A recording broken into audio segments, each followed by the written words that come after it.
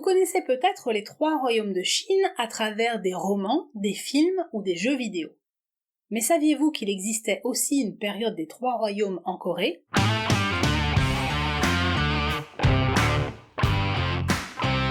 Bonjour à tous et bienvenue sur Truelle la vie, la chaîne qui vous parle d'archéologie. Aujourd'hui, je vous emmène dans la péninsule coréenne à l'époque des 3 royaumes de Corée. C'est une période très importante de l'histoire de la péninsule coréenne, puisqu'elle voit émerger les premiers États dans cette région. Les 3 royaumes en question sont Goguryeo, Baekje et Silla.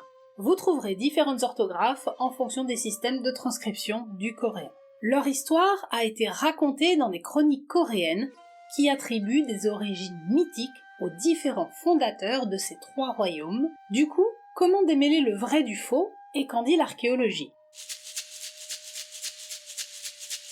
Les 3 royaumes de Corée n'ont rien à voir avec les 3 royaumes de Chine.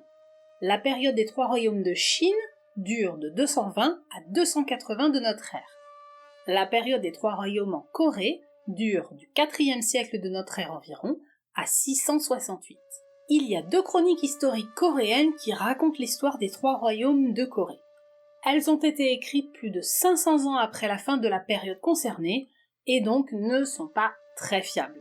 De plus, pour la partie la plus ancienne, on est largement dans le domaine mythologique et légendaire. Leur confrontation avec les sources écrites chinoises qui, elles, sont plus ou moins contemporaines des événements racontés, mais pas toujours fiables non plus, et avec les données archéologiques qui se rapportent à la culture matérielle et pas aux événements historiques à proprement parler, pose souvent problème. On peut aussi croiser les données avec les sources écrites japonaises datées de 720, tout en restant prudent, puisque pour les périodes les plus anciennes, l'histoire racontée tient là aussi plus du mythe que des faits historiques. On a enfin une grande stèle gravée et datée de 414 qui raconte les victoires militaires du roi Hwanggaeto de Goguryeo sur les 2 autres royaumes de Corée et les armées des Wa, donc les habitants de l'archipel japonais de l'époque. Là encore, c'est un récit du point de vue du roi de Goguryeo, voulu par son fils pour raconter les exploits de son papounet. Donc, à prendre avec prudence. En combinant toutes ces sources, en les confrontant et en les questionnant sans cesse, on arrive à reconstituer l'histoire des 3 royaumes de Corée, même si, bien entendu, pour les périodes les plus anciennes, beaucoup de questions se posent encore. La question étant très vaste aujourd'hui, je vais me concentrer sur la trame historique des 3 royaumes, comment ils sont apparus et comment ils ont disparu. Je consacrerai probablement un épisode à ce qu'étaient ces 3 royaumes d'un point de vue social et culturel dans un futur épisode. Les chroniques coréennes racontent les histoires de fondation de chaque royaume et donnent, pour chaque événement, une date très précise. 52 avant notre ère pour Silla, 37 avant notre ère pour Goguryeo et 18 avant notre ère pour Baekje. Or, qui dit royaume dit un certain degré de stratification sociale en plusieurs classes, ce sont donc des sociétés très inégalitaires, ainsi qu'un certain degré de centralisation du pouvoir et un certain degré d'organisation interne, notamment avec les débuts d'une administration. Et ni les textes chinois contemporains, ni les vestiges archéologiques ne montrent une apparition de royaume avant le 4e siècle de notre ère. De plus, l'ordre d'apparition des royaumes dans la péninsule coréenne est la suivante. D'abord Goguryeo, ensuite Baekje, puis Silla en dernier. La formation d'un État est un processus lent et complexe, donc donner une date de fondation ultra précise n'a pas de réalité historique.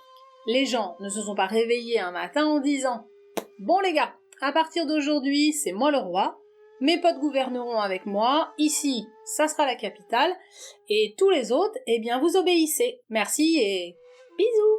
Donc, l'apparition de ces 3 royaumes dans le courant du 4e siècle de notre ère a pris du temps, et est liée à l'histoire chinoise. On va donc remonter un petit peu dans le temps. Dans les derniers siècles avant notre ère, les royaumes combattants s'affrontent en Chine. L'état le plus à l'est, Yan, étend son influence vers l'est et se heurte aux tribus nomades ou semi-nomades du bassin mandchou.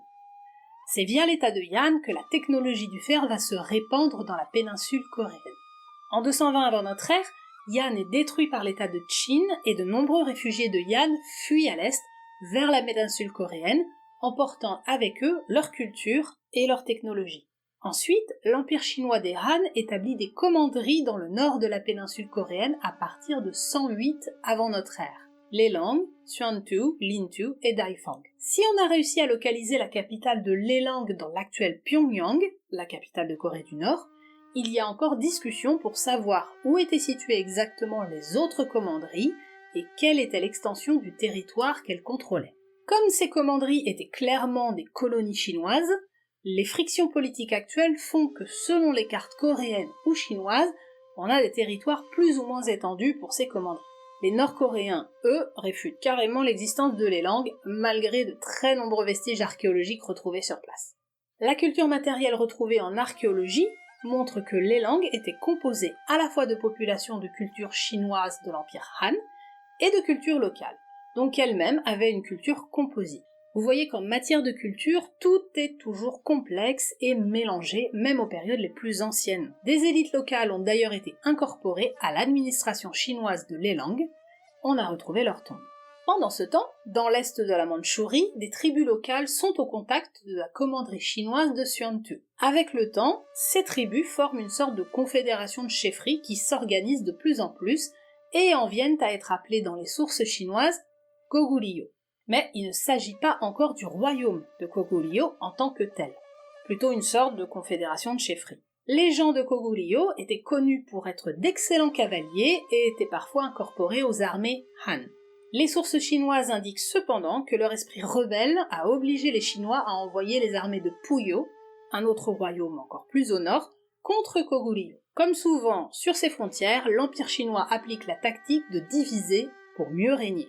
Le destin des commanderies chinoises est lié à celui de l'Empire Han et est tributaire des événements plus à l'ouest, notamment des nombreuses rébellions contre l'Empire. En 25 de notre ère, le gouverneur chinois de Lelang est assassiné.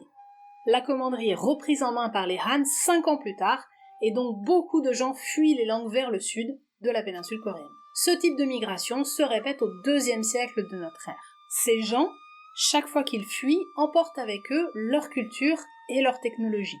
Et c'est justement à partir du IIe siècle de notre ère qu'on voit apparaître dans le sud de la péninsule coréenne certaines améliorations technologiques qui peuvent être attribuées à ces réfugiés.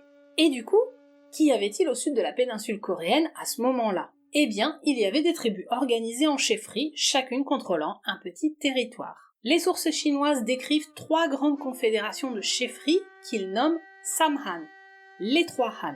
Alors, là aussi, rien à voir avec les Han chinois, ça ne s'écrit pas pareil.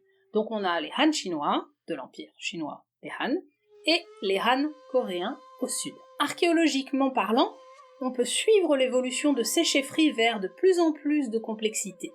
On considère, d'après l'évolution de la culture matérielle, c'est-à-dire l'habitat, les tombes et les objets, que Samhan émerge au tout début du premier millénaire de notre ère, et cette période de formation de chefferies dirigée par des élites de plus en plus puissantes dure environ 300 ans.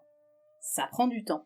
Les chroniques chinoises décrivent 3 grandes entités, donc les Samhan, les 3 Han. La première, Mahan, à l'ouest, qui aurait été constituée de 54 chefferies, selon les Chinois. La deuxième, Pyonhan, au sud, constituée de 12 chefferies. Et la troisième, Chinhan, à l'est, également constituée de 12 chefferies. De nombreux éléments défensifs autour des villages et le nombre très important d'armes en fer retrouvées dans les tombes de Samhan suggèrent une période de forte compétition entre les différentes chefferies. Les chefs les plus puissants se procurent des objets chinois qui augmentent leur prestige. On retrouve ces objets dans leurs tombes. Les Chinois avaient besoin de ces chefs pour se procurer des matières premières et notamment du fer très abondant dans le sud de la péninsule coréenne.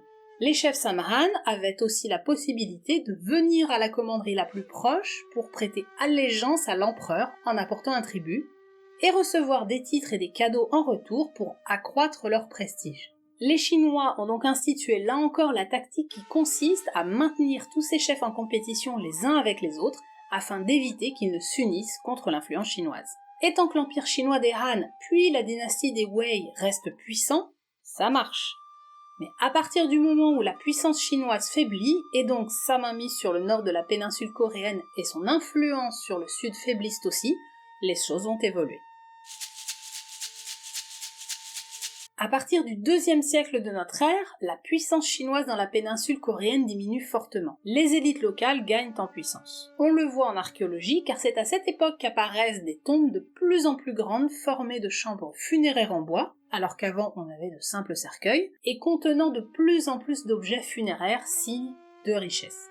Au nord-est, Goguryeo s'étend vers l'ouest et déplace sa capitale dans la vallée du fleuve Yalu. À la recherche de terres arables et d'un débouché sur la mer Jaune, Goguryeo se heurte aux Chinois toujours présents dans les commanderies de Lelang et Taifang.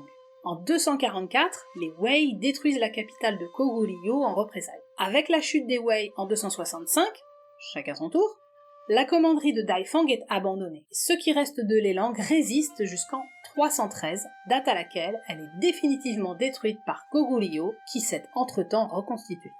Goguryeo s'empare du territoire de Lelang et gagne ainsi ses terres arables et son accès à la mer, ce qui lui apporte encore plus de ressources et de possibilités de commerce, donc de richesse et donc de puissance. Le vide de pouvoir laissé par la chute des commanderies chinoises est rapidement rempli par Goguryeo qui, sous l'influence de l'ancienne administration chinoise, se transforme en un véritable royaume centralisé et bureaucratique à la fin du IVe siècle de notre ère. C'est le premier des 3 royaumes coréens à apparaître. Cette expansion vers le sud le fait entrer en contact avec les Samhan, eux aussi en pleine mutation. Baekje est le second des 3 royaumes à émerger à la fin du IVe siècle. Il émerge de Mahan, où sans doute une des chefferies a pris le dessus sur les autres. Mais le contexte n'est pas tout à fait clair. Ce qui est intéressant, c'est que les sites d'habitat fortifiés, les tombes et les mythes de fondation de Goguryeo et de Baekje sont semblables, ce qui suggère une origine culturelle commune. Dans les sources écrites coréennes bien plus tardives, les élites de Baekje et de Goguryeo se revendiquent comme descendants de Puyo, plus au nord. Puyo a été détruit à la fin du IIIe siècle et sa population dispersée. Goguryeo et Baekje émergent dans la foulée durant le IVe siècle. Y a-t-il un lien? Pour le moment, il est impossible de le prouver, mais en tout cas, il y a des liens culturels entre Goguryeo et Baekje, c'est sûr. Ce qui n'en fait pas du tout des royaumes amis, bien au contraire. Au sud et au sud-est, on avait Pyongan et Chinhan, les 2 autres Han de Corée. Le royaume de Silla, le dernier à apparaître, émerge au début du 5e siècle sur le territoire de Chinhan, au sud-est. Là encore, il est difficile de savoir si une chefferie a pris le dessus sur les autres, ou s'il s'agit d'un phénomène beaucoup plus complexe. Bon, généralement, c'est plutôt complexe, même si les textes écrits a posteriori par les vainqueurs disent le contraire. Ce qu'on peut noter, c'est que dans les tombes d'élite de Silla en formation, des chambres funéraires en bois de type chinois commencent à apparaître au milieu du IVe siècle, soit juste après la destruction de Lelang par Goguryeo. Des réfugiés de Lelang seraient-ils à l'origine de l'évolution de Chinhan vers un royaume centralisé? Là encore, on n'a aucune preuve, mais la question est intéressante. En tout cas, cela prouve que tout est lié. Et il reste le territoire de Pyongan au sud. Aucun royaume ne va en émerger, ce territoire restera toujours constitué d'une confédération de chefferies connue sous le nom de Gaya. Probablement que son emplacement géographique coincé entre Baekje, Silla et les Wa de l'archipel japonais l'a empêché d'évoluer plus. Les relations entre les 3 royaumes de Corée sont conflictuelles tout au long de la période. Après avoir détruit les Lelang en 313, Goguryeo entre en contact avec Baekje et pousse toujours plus au sud vers le fleuve Han, c'est-à-dire vers le territoire de Baekje. Baekje appelle les dirigeants de Yamato de l'archipel japonais à l'aide. De la fin du IVe siècle à la fin du VIe siècle, les conflits se multiplient avec des changements d'alliances réguliers. Baekje et Yamato contre Goguryeo, le Yamato et Gaya contre Silla, etc. Pendant ce temps, la Chine reste divisée en plusieurs dynasties rivales entre 316 et 581. C'est la période des dynasties du Nord et du Sud. Les Chinois ne s'immiscent donc quasiment plus dans les affaires de la péninsule coréenne. Cependant, pour les royaumes de la péninsule coréenne et de l'archipel japonais, les Chinois restent la référence culturelle et politique ainsi que la principale force de la région, puisqu'ils continuent à envoyer des ambassades à différentes cours chinoises pour recevoir des titres et ainsi augmenter leur prestige. Goguryeo continue sa politique agressive contre Baekje qui doit se replier vers le sud et déplacer sa capitale de la vallée du fleuve Han vers celle du fleuve Kung. Goguryeo, lui, occupe systématiquement les nouveaux territoires conquis et déplace sa capitale vers le sud pour plus de facilité.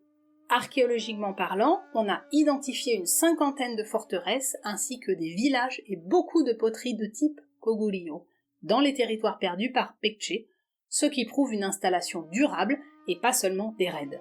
Les gens de Koguryo étaient des cavaliers, et leur équipement de cavaliers et leurs armures venant des steppes du Nord est adopté par tous les protagonistes de la péninsule coréenne et de l'archipel japonais. Je vous en avais déjà parlé pour le Japon dans la vidéo sur la naissance des guerriers japonais.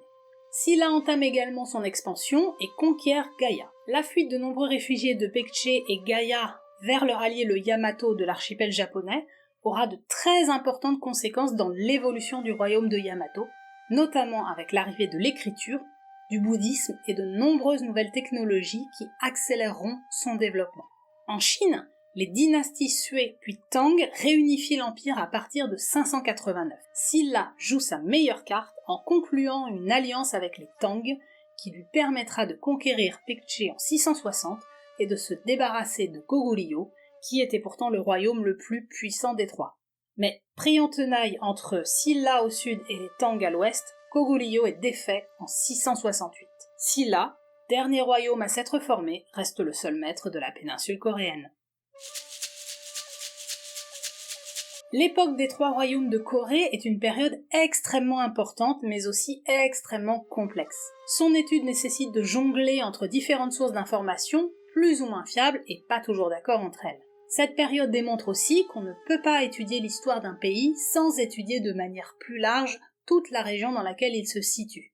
Dès la préhistoire, les événements et les évolutions des sociétés de la péninsule coréenne sont effectivement liés à la fois à l'histoire de la Chine, mais aussi à celle des steppes plus au nord et à celle de l'archipel japonais plus au sud. Merci d'avoir suivi cet épisode jusqu'au bout, j'espère avoir réussi à vous raconter cette histoire assez simplement, mais sans trop simplifier. N'hésitez pas à me dire ce que vous en pensez en commentaire. Partagez si vous aimez afin de faire connaître la chaîne. Merci d'être de plus en plus nombreux, ça fait super plaisir. Je vous dis à très vite et prenez soin de vous.